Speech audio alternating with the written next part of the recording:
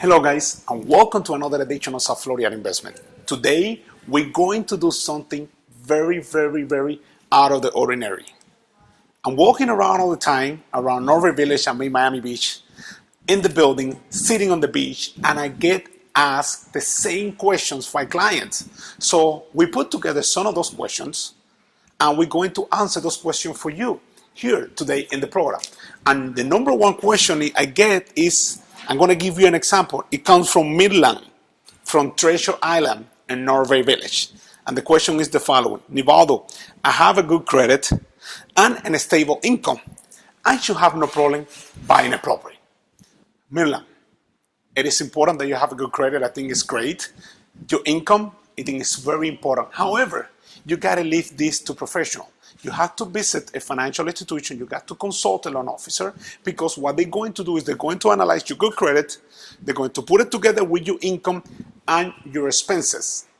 And after that, they're going to tell you if they're going to give you a loan and how much are they going to give you the loan for. So having just a good credit is not going to get you a loan. Remember, this is not a credit card loan or a car loan. This is a residential loan, something more seriously. So you need to talk to them before you even consider buying a property, because two things are going to happen. They might tell you, hey, you know what? I have great news for you. You qualify for a $400,000 loan. Fantastic. But the other thing that could happen, it says, Midland, you're not able to qualify right now because you don't have enough trade lines or your expenses are too high. However, you can get ready in 6 months, and this is what you need to do to be able to qualify for the loan. Don't wait until you start looking for the property so they can tell you you don't qualify for the loan. You have to wait another 6 months. Okay? Very important, Midland. Take a note of that. Number 2, we got Janet Carrillo from the 360 condominium. And this is the following for the question from Janet. Nivaldo, I have my property listed for sale for the last 6 months, and I haven't received any offer. My current agent keeps telling me that I should lower the price. Well, Janet, it's very simple. Your agent might be right.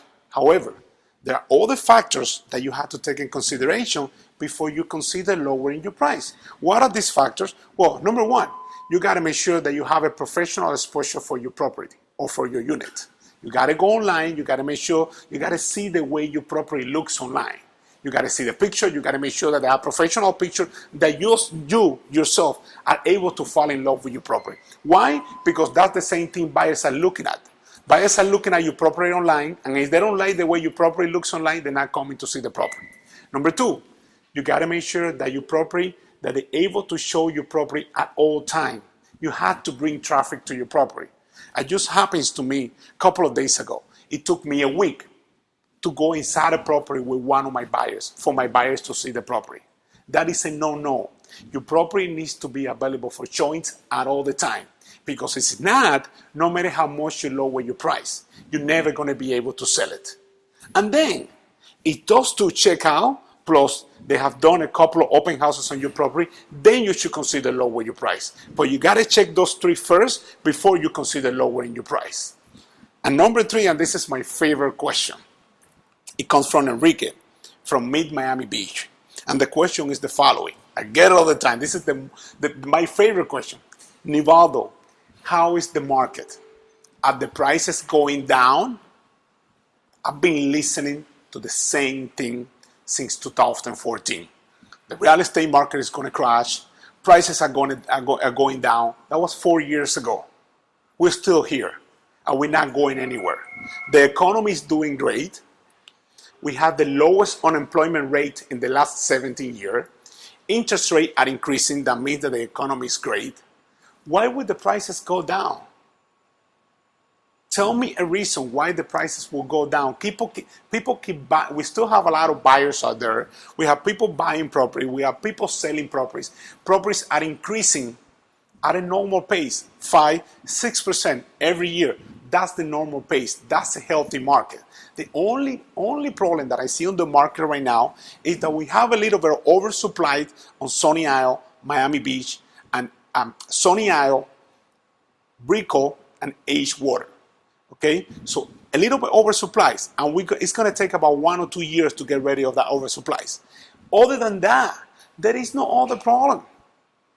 Don't go out there saying that the market is bad because you're trying to sell your property for 20% over the market value and you haven't been able to sell it. Properties are selling and people are buying, but the only properties are selling are the ones that are priced at the correct price. Okay? So it's very important for us, guys. Please send us some feedback. Let us know if you have any other questions. Okay? Send us an email. Write a comment down below. Okay? And I will try to see you guys next week.